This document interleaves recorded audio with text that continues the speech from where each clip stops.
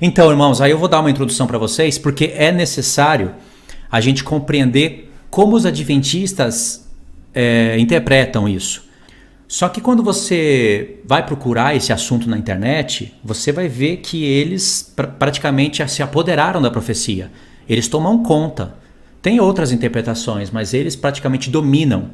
E eles interpretam de uma maneira tão asquerosa a profecia, essa é a palavra, né? De maneira tão grosseira, que você faz de tudo para não se vincular com a interpretação deles. E é aí que eles não te ajudam, é aí que eles te atrapalham. Só que é interessante que realmente 2.300 tardes e manhãs só vai sincronizar com tudo quando você coloca para 2.300 anos. O que muitas pessoas acreditam que não é, realmente é. Só que o que acontece? Eles pegam as duas linhas, misturam ela, colocam o ponto de partida igual e...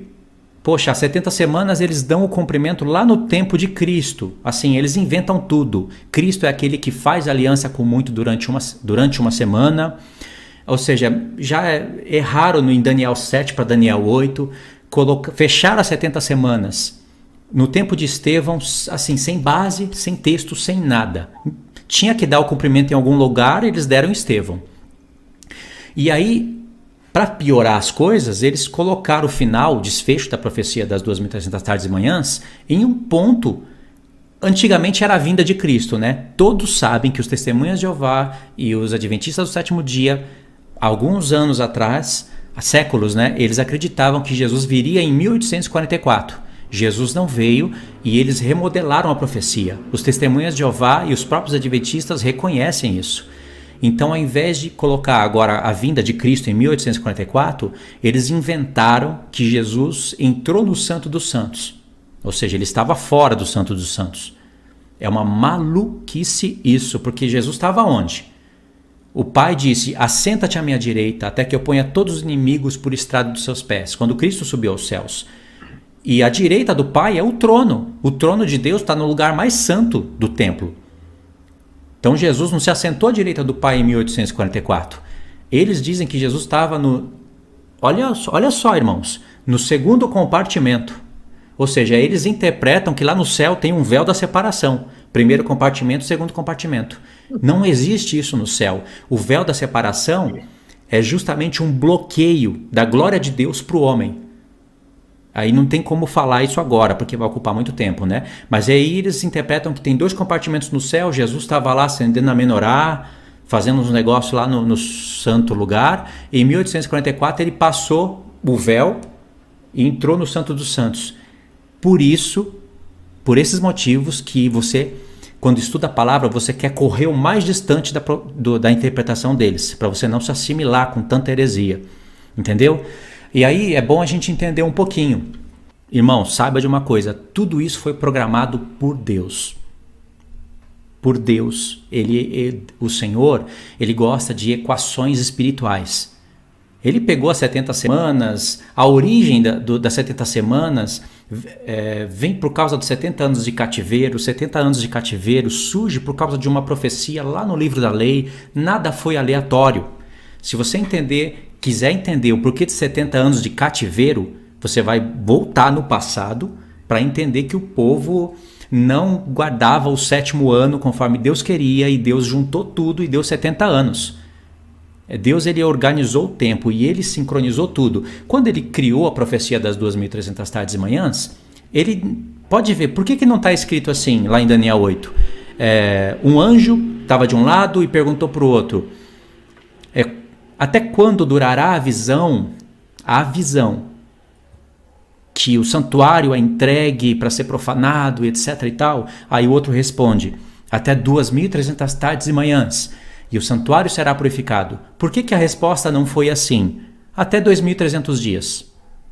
Por que Deus, o Espírito Santo, quis trocar a expressão dias para tardes e manhãs? Tardes e manhãs, qual é a primeira coisa que alguém que estuda a palavra de Deus iria buscar? A primeira coisa era Gênesis. Tardes e manhãs, né? Dia 1, tardes e manhãs, dia 2.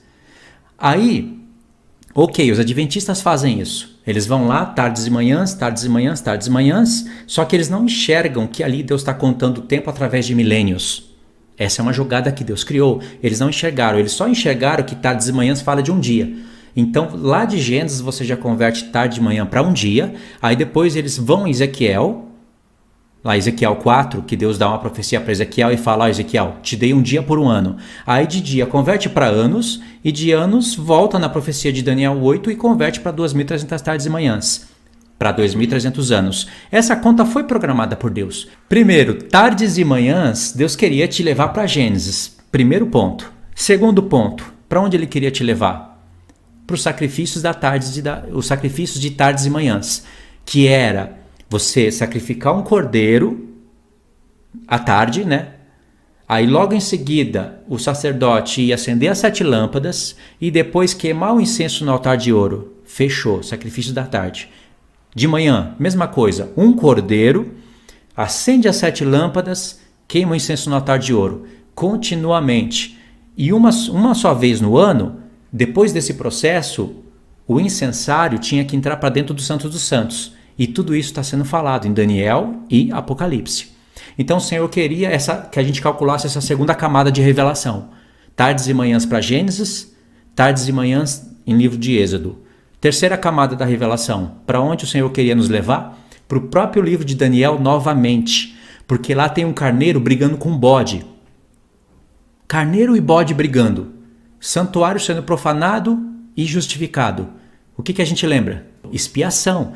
No dia da expiação, tinha 2 carneiros, não, tinha 2 cordeiros, um carneiro e um bode, eu acho que era isso. Mas o carneiro e o bode era notório, que tinha que ter no dia da expiação. E aí tinha a purificação do santuário. Então essa visão do capítulo 8 está apontando diretamente para a vinda de Cristo. Olha que coisa magnífica. Quarta camada de revelação. Para onde o Senhor queria nos levar? Para Apocalipse. O livro de Apocalipse já começa com a profecia das 2.300 tardes e manhãs. Quer ver? João, quando Jesus se apresenta para João, ele escuta uma voz como de trombeta. Quando ele fala: quando eu olhei, eu vi o Senhor no meio da menorá. Quando ele ressuscitou, agora é ele que comanda, é ele que organiza tudo. E aí lá em Apocalipse 8 tem um anjo oferecendo incenso na presença de Deus. Dia da expiação. E em Apocalipse 11, no toque da última trombeta, é visto a Arca da Aliança. Irmãos, perfeito, porque o Apocalipse 1 já começa com a profecia das 2.300 tardes e manhãs. Já começa falando. Por quê? Ele está fazendo sacrifícios tardes e manhãs. Ele está sendo o sumo sacerdote que ministra isso. E nós trabalhamos com ele. Entendeu? Então o Senhor programou essas 4 camadas. Em Gênesis, tardes e manhãs. Gênesis, tardes e manhãs. Êxodo, tardes e manhãs. Daniel, tardes e manhãs. Apocalipse. Gênesis por quê? Porque a gente entenderia que primeiro dia, tarde e manhã. Segundo dia, tarde e manhã. Terceiro dia, tarde e manhã. Quarto, quinto, sexto. No sétimo não diz que houve tarde e manhã. Por quê? Porque é o descanso de Deus. Não é que o Espírito Santo esqueceu de falar houve tarde e manhã e foi o 7º dia. Então é o seguinte, irmãos, presta atenção no gráfico aqui da tela. Esse gráfico representa, como vocês estão vendo aqui, a interpretação adventista. E tem que ser falado por quê? Porque eu sei que tem adventista na live, tem adventistas que vão assistir essa live depois, e eles não podem chegar e falar que a gente não sabe como eles interpretam, para dizer que a gente não entende a linha deles e está falando besteira. A gente entende. Essa linha verde, aqui tem 2 linhas do tempo, né? A linha verde representa as 70 semanas. A vermelha representa 2.300 tardes e manhãs convertida para anos. Aí eles fazem a contagem assim. 70 semanas e 2.300 tardes e manhãs começam juntos. Em 457 a.C., eles usam o decreto de Artaxerxes, que é o terceiro, né? O terceiro decreto, quando começa a edificar o templo. Aí eles dão start para as 2 linhas do tempo. Aí eles seguem até... Aqui representa a última semana, aqui é onde vocês estão vendo. Aí eles seguem aqui no batismo de Jesus, que é a semana 69. Está faltando algumas informações aqui nesse gráfico, né? Mas eu vou explicar para vocês. A morte de Cristo, que para eles seria a metade da semana. E o tempo de Estevão, que é onde eles dão o cumprimento das 70 semanas. Só que eles não falam o porquê, não tem verso, é apenas uma pura invenção mesmo. Entendeu? Então aqui finaliza para eles as 70 semanas em Estevão. Por quê? Porque a gente não sabe, não tem explicação para isso. Então, o que acontece? Aqui tem 3 pontos, né? Aí eles interpretavam que em 1844 Jesus viria. Aí o ponto 1, né? Aqui a vinda de Jesus falhou. Deixa eu ver se eu consigo pontuar aqui. Fica melhor, né? Aqui, ó, a vinda de Jesus falhou. Aí eles reinterpretaram a profecia. Agora, 1844, Jesus passa a entrar no Santo dos Santos. Certo? E aí, irmãos, a coisa fica mais feia ainda. Eles falam que aí começa o juízo investigatório. Eu aconselho vocês a nem perderem tempo com isso daqui, porque foi uma das invenções mais bizarras na linha adventista. Ok? Aí, o que eles interpretam? Que Jesus é aquele que faz aliança com muitos durante uma semana. Olha só a desconexão de profecia. Jesus é aquele que faz aliança com muitos durante uma semana, né? Só que o interessante é que é só na metade da semana que Jesus pega o pão, o vinho e faz uma nova aliança. Então aqui você já vê algo que não fecha de jeito nenhum. E aqui pior ainda. Ou seja, aqui que vocês estão vendo está tudo errado. Aí eles pegam a linha maior, que é essa daqui, né? 2.300 tardes e manhãs, e levam ela até 1844. Ou seja, já se cumpriu também. As 2 profecias já se cumpriram para eles. Aqui Jesus está no Santo dos Santos, agora fazendo o juízo investigatório. Ok. Eu estou até com um pouquinho de vergonha de falar isso, mas eu tenho que ensinar para vocês como eles interpretam. Aí, irmãos, tem 3 perguntas aqui, ó, para vocês. 3 perguntas. Jesus é quem faz aliança com muito durante uma semana? Eles interpretaram isso em Daniel 9:27. Só que em Daniel 9:27 está escrito assim, ó, sobre as asas da abominação virá o assolador. O que nós temos aqui? O abominável da desolação, que foi falado em Daniel 8. Há uma conexão profética pela parte de Deus, explicada pelo anjo Gabriel, que eles desconectaram. Entende? E aqui tem um texto importante, né? Daniel, eu coloquei aqui, esse já foi, né? No segundo ponto está escrito, Daniel não entende a visão. Em Daniel 8, do 9 ao 11 e do 26 ao 27, vocês vão ver que Daniel ele não conseguiu entender a visão. E aí, no capítulo 9, o anjo Gabriel veio explicar a visão, justamente a que ele não entendeu. Em Daniel 8, ele recebe a visão e Deus, ele não entende, né? Ele não sabe o que é carneiro, o que é bode, não sabe nada. E aí Deus fala, explica para o anjo Gabriel, explica para ele a visão. E aí Daniel recebe a explicação. Ok, ele recebeu a explicação. O carneiro são os reis da Média e da Pérsia, um chifre cresce primeiro, né? Tem toda essa questão. O bode é o rei da Grécia, o chifre grande é o primeiro rei. E isso ia bater muito com a história, né? E aí Daniel recebeu a explicação. Só que aí vem um número aqui, ó, 2.300 tardes e manhãs, e Daniel não podia entender, não tinha como ele compreender. Faltava ainda bases bíblicas. Ele precisava de receber a revelação das 70 semanas em Daniel 9 para ele poder começar a compreender esse ponto. Aí em Daniel, versos 26 e 27, ele fala assim, não houve quem entendesse a visão. Ele ficou até doente. Ele ficou preocupadíssimo. Se adoeceu e disse, não houve quem entendesse a visão. Mas Deus não disse, explica para ele a visão? Disse, só que durante a explicação, Deus já colocou mais matemáticas espirituais. Ó, aí em Daniel 9, o anjo, Daniel foi orar, irmãos. Ele foi se humilhar pelo povo, ele foi confessar os pecados. E aí o Senhor veio explicar a visão. Em Daniel 9, verso 24, está escrito, Daniel, presta atenção e entende a visão. Irmãos, que visão? Qual é a visão que ele não entendeu? A do capítulo 8, ok? Então há uma conexão de Daniel 8 para o 9. E aí, quando em Daniel 9, 27 diz, sobre as asas da abominação virá o assolador, o Senhor está falando do abominável da desolação do capítulo 8. E quem é que faz cessar o sacrifício contínuo? É o abominável da desolação.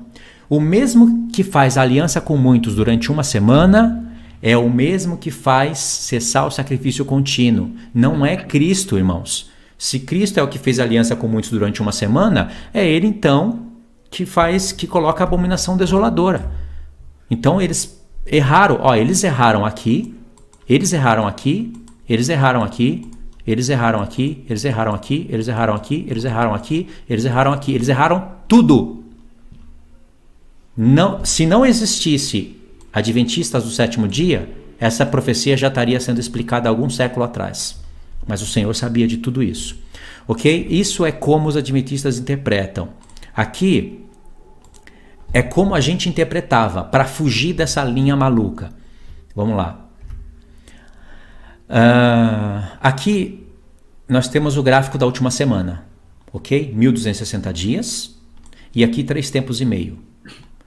E aí a gente colocava as 2.300 tardes e manhãs aqui, ó.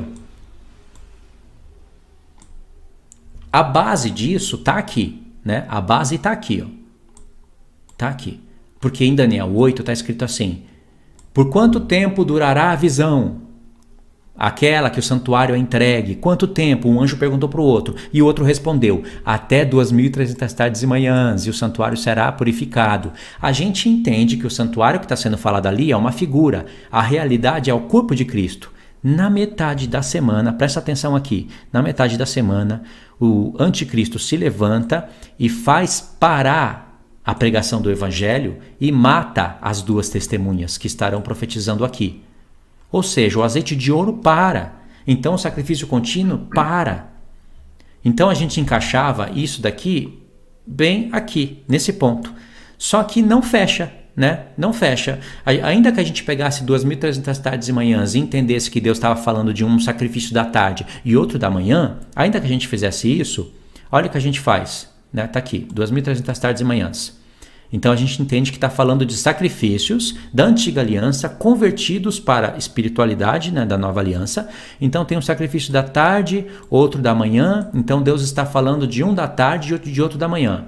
Então são 2.300 dividido no meio. Um da tarde e um da manhã, que daria 1.150 dias. Aí você faz as contas aqui e não fecha. Porque 1.150 dias não é 1.260 dias. Fica uma defasagem aqui de 110 dias. E isso daqui a gente nunca conseguiu solucionar.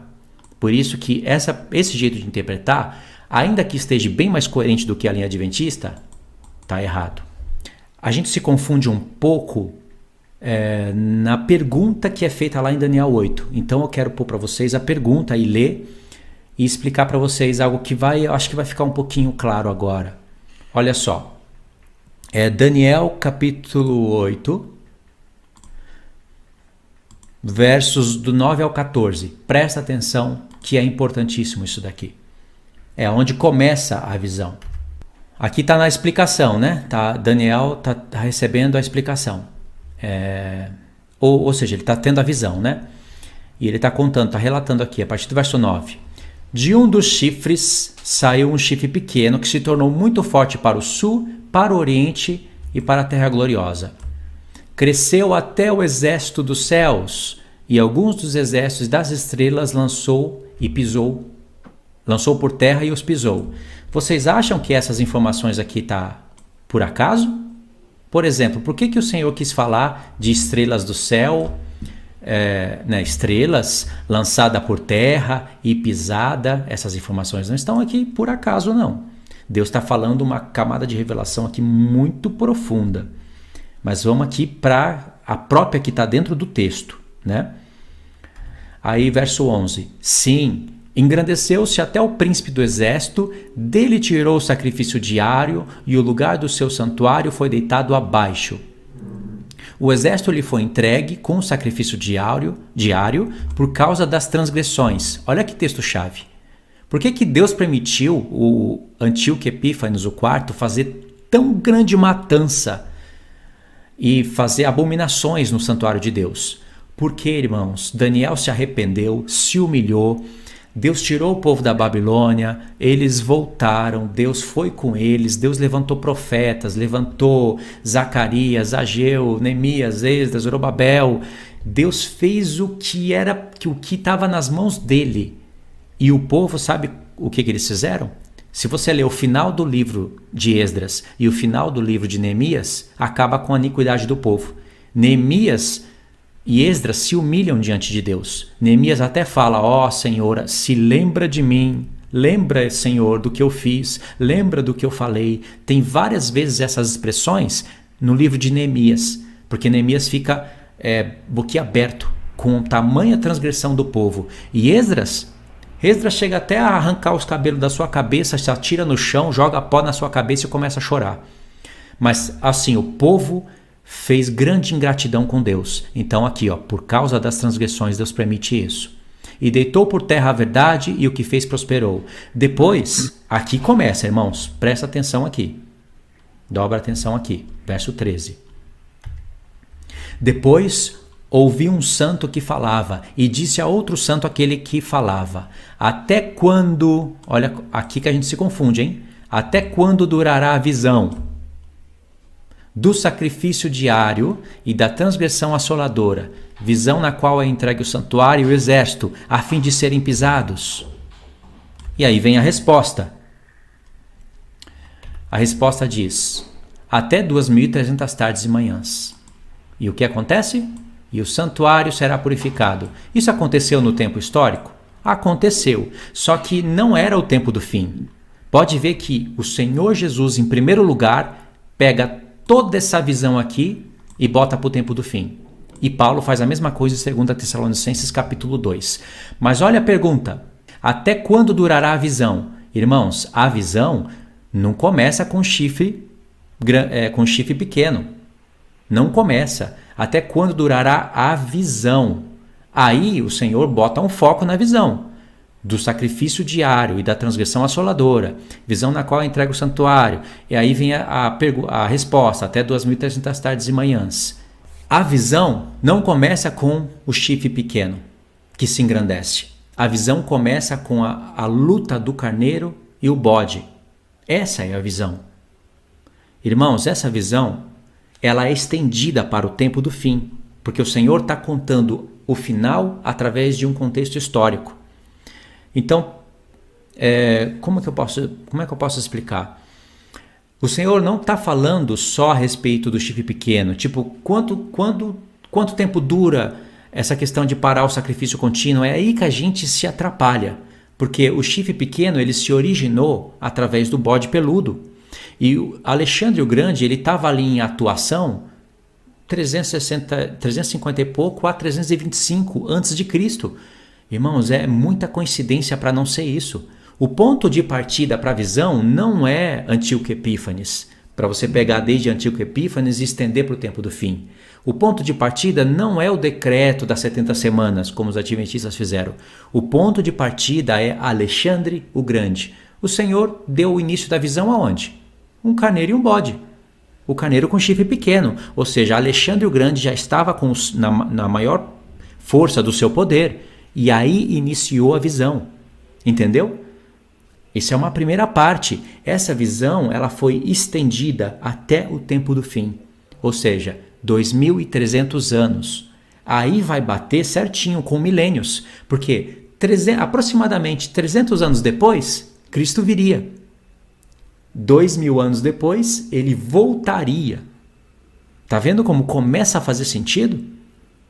Prestou atenção? Agora, se você fica perdido ali só no chifre pequeno, você vai fazer como a gente fazia antes, pegar esses 2.300 tardes de manhã e querer forçar ele dentro da metade da última semana. Por quê? Porque as 70 semanas está cuidando de falar pra gente que ficou uma semana para o final. Na metade da semana se levanta o chifre pequeno e ele vai fazer guerra contra os santos. Ou seja, faz parar o sacrifício contínuo. E aí a gente quer conectar uma coisa com a outra e elas não se conectam. Deu para entender? Agora, tem mais um detalhe. Uma vez que você interpreta, que você entende que o Senhor está dando ponto de partida no início da visão, que é Alexandre o Grande, estendendo até o tempo do fim, usando aquele período da história para deixar um recado para o final, porque a visão fala do tempo do fim. Ou seja, quando você entende isso, aí você vai em Gênesis, tardes e manhãs, milênios, tardes e manhãs, sacrifício da tarde e da manhã, passa ali por Daniel, vai em Apocalipse, aí você começa a entender a jogada. Milênios, o Senhor está falando de milênios, né? Irmãos, olha a parte que eu considero mais profunda, eu acho importante vocês entenderem isso. O santuário de Deus não foi profanado no tempo de Antíoco Epífanes. Ele foi profanado, mas não foi ali a primeira vez. Não aconteceu depois do ano 70, houve uma profanação naquele que já não era mais considerado santuário de Deus, né? Porque Cristo veio, morreu e ressuscitou, derramou do seu Santo Espírito. Depois nós passamos o seu santuário dele. Não é no ano 70 e também não vai ser considerado a primeira profanação quando o anticristo vier e começar a se assentar sobre o santuário de Deus, que somos nós. Querer apagar a palavra de Deus, ele que vai mudar os tempos e a lei, né? Não vai ser isso. A primeira vez que o santuário de Deus foi profanado foi antes da fundação do mundo. Quando lá o inimigo colocou a mentira no santuário de Deus, lá era luz, plena luz. Ele colocou uma abominação lá no céu. Ele mentiu, ele arrastou a terça parte das estrelas do céu e lançou por terra. Olha a ideia, semelhantemente lá em Daniel 8. O Senhor está aproveitando a profecia para falar coisas que aconteceram antes da fundação do mundo. 2, para falar coisas que aconteceriam no tempo da Grécia. 3, para falar coisas que aconteceriam no nosso tempo, na realidade do corpo humano. Tá vendo as camadas? E quando que o santuário de Deus vai ser purificado, justificado? Quando nós ressuscitarmos. Quando a descendência de Abraão, que vai ser como as estrelas do céu, ressuscitar, a terceira parte dos anjos que foi tirado do céu vai ser reposta com muito mais glória. E o diabo vai ser aprisionado. Ou seja, aí sim, no toque da última trombeta, na ressurreição dos santos, o santuário de Deus é purificado. Ainda a abominação vai lá no céu acusar os irmãos.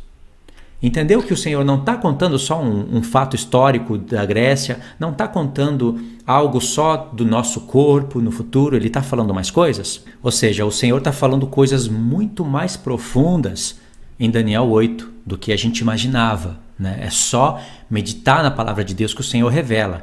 Por que ele escolhe falar usando expressões que estão lá em Apocalipse 12? Por quê? Tipo assim, o diabo com a sua cauda arrastou a terça parte das estrelas do céu e lançou por terra e as pisou. São expressões que estão ali. O diabo, irmãos, o espírito do anticristo que estava agindo em Antíoco Epífanes. Já agia antes da fundação do mundo. Agora, presta atenção nesse texto aqui, que ele também é interessante, se encontra dentro de Daniel 8 também. Olha a explicação da visão, presta atenção, que é verso 19. E disse, eis que te farei saber o que há de acontecer no tempo da Grécia? Não, no último tempo da ira. Porque esta visão se refere ao tempo determinado do fim. Presta atenção. Aquele carneiro com 2 chifres que viste são os reis da Média e da Pérsia. Mas o bode peludo é o rei da Grécia. O chifre grande entre os seus olhos é o primeiro rei. O ter sido quebrado, levantando-se 4 em lugar dele, significa que 4 reinos se levantarão deste povo, mas não com a força igual a que ele tinha. Mas no fim do seu reinado, presta atenção, no fim do seu reinado, quando os prevaricadores acabarem, aqui está a chave, uma das chaves. Quando os prevaricadores acabarem, levantar-se-á um rei de feroz catadura e especialista em intrigas. Aqui não é propriamente Antíoco Epífanes, Aí já é é o o anticristo. Já é o próprio que Jesus falou. Quando vocês virem o abominável da desolação no lugar onde não deve estar, quem lê entenda. É como se o Senhor Jesus estivesse falando. Quem lê entenda, porque vocês vão ficar perdidos na conta, vocês vão achar que foi Antíoco Epífanes, mas eu, o mestre, estou falando que isso é no futuro. Os prevaricadores, verso 23, mas no fim do seu reinado aqui, não está falando do reinado do chifre grande, está falando do reinado dos 4 chifres aqui, 4 dos 4 chifres. Quando esses chegarem com o seu pecado no máximo, ó, quando os prevaricadores acabarem, levantar-se-á um rei de feroz catadura. Aqui, especialista em intriga. Nós estamos lendo Daniel 8, certo? Eu vou segurar aqui o que eu quero falar. Vamos em Daniel 12. Daniel 12, irmãos, o Senhor vai explicar a visão do capítulo 8 e explicar tudo, né? Na verdade, começa aqui, ó. Começa em Daniel 10, ele tem uma visão. Em Daniel 11, está explicando o tempo do fim. Presta atenção aqui, segura aí que vocês vão entender. Ó, mas eu, no primeiro ano de Dario, o Medo, levantei para o fortalecer e o animar. Aqui é o anjo falando com Daniel. Agora eu te declararei a verdade. O anjo está falando, o que eu vou te falar aqui é a verdade, Daniel. Eis que ainda 3 reis se levantarão na Pérsia, e o quarto será acumulado de grandes riquezas, mais do que todos. E tornando forte por suas riquezas, empregará tudo contra o reino da Grécia. Depois se levantará um rei poderoso, que reinará com grande domínio. Aqui é Alexandre o Grande. Está remontando de novo a visão do capítulo 8. E fará o que lhe aprover. Mas no auge do seu reino será quebrado e partido para os 4 ventos do céu. Está explicando Daniel 8 ou não está? Está explicando o contexto histórico. Está explicando Alexandre o Grande, os 4 chifres. Agora, olha o desenrolar da história. Daniel 11, deixa eu ver aqui qual o texto que está. Eu acho que é o do 30. 31. Aqui está falando do chifre pequeno. Presta atenção. Dele sairão forças que profanarão o santuário, a fortaleza nossa, e tirarão o sacrifício diário, estabelecendo a abominação desoladora. Aos violadores da aliança, aqui a apostasia que Paulo fala. Ele com lisonjas perverterá, mas o povo que conhece o seu Deus se tornará forte e ativo. Os sábios entre o povo ensinarão a muitos, todavia cairão pela espada, pelo fogo, pelo cativeiro, pelo roubo, por algum tempo, grande tribulação. Ao caírem eles, serão ajudados com pequenos socorros, mas muitos se ajuntarão com eles com lisonja. Alguns dos sábios cairão para serem provados, purificados e embranquecidos, até o tempo do fim, porque se dará ainda no tempo determinado. Olha o verso que se encontra na carta de 2 Tessalonicenses capítulo 2. Este rei fará segundo a sua vontade, ele se levantará e se engrandecerá sobre todo Deus. Contra o Deus dos deuses falará coisas incríveis. Olha só a referência. 2 Tessalonicenses 2, tá vendo? Paulo pegou esse texto aqui e aplicou na sua carta. Por quê? Porque quando termina a visão, olha o texto que iluminou o Senhor Jesus e o apóstolo Paulo. Nesse tempo se levantará Miguel, o grande príncipe e defensor dos filhos do teu povo, e haverá tempo de angústia. Os irmãos conhecem aqui esse texto, né? O Senhor, na hora que vai explicar a visão para Daniel, quer dizer, o anjo Gabriel, ele está considerando não só o chifre pequeno, ele está considerando toda a visão. E ele diz que quando os 4 chifres chegarem no seu poder máximo, quando os prevaricadores tiverem fim, se levanta o anticristo, que se levanta de um dos 4, né? Ou seja, a visão está sendo considerada os 4 chifres. Significa que não é só contexto histórico. Alexandre o Grande existe? Não, está morto. Os 4 generais deles existem? Não, estão mortos. Só que a subdivisão dos reinos existem. Turquia, Egito, os prevaricadores estão aí. E o anticristo vai se levantar justamente para unir a besta do norte à besta do sul. Em Isaías capítulo 30, o Egito é chamado da besta do sul. Em Isaías capítulo alguma coisa, a Síria é chamada da besta do norte. Então, essa visão ainda está em vigor.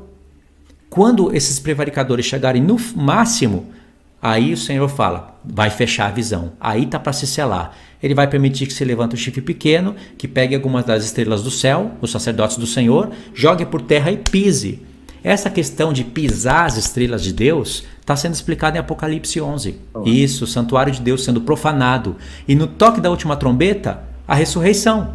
O santuário de Deus sendo justificado. Ou seja, a visão tem o ponto de partida em Alexandre o Grande, se estende até o tempo do fim. É uma linha do tempo que cobre as 70 semanas. A linha do tempo das 70 semanas se encontra com a linha do tempo das 2.300 tardes e manhãs. Só que a linha das 70 semanas o Senhor faz fatias. Tem um hiato de tempo na semana 69, A última semana tá pro final e depois ele pega a última semana e conta o que vai acontecer no início, no meio e no fim. A linha das 2.300 tardes de manhã é uma perspectiva diferente do tempo. O Senhor está mostrando o que vai acontecer sem fatiar. Faz sentido o Senhor fazer isso. Ela é a linha que cobre todo o tempo, ou seja, não tem fatia. Ela é do início até o fim. As duas vão se encontrar no tempo do fim. Uma tem o ponto de partida no tempo da Pérsia, como Pedro falou no início da live, e outra tem o ponto de partida no tempo da Grécia. É por acaso que 300 e poucos anos antes de Cristo, Alexandre o Grande estava lá, o chifre pequeno? É por acaso? 300 anos depois, Cristo vem. 2.000 anos depois, Cristo volta. É só você ter isso na mente. Alexandre o Grande, 325 ele morre. 300 anos depois, Cristo vem. 2.000 anos depois, Cristo volta. Fechou.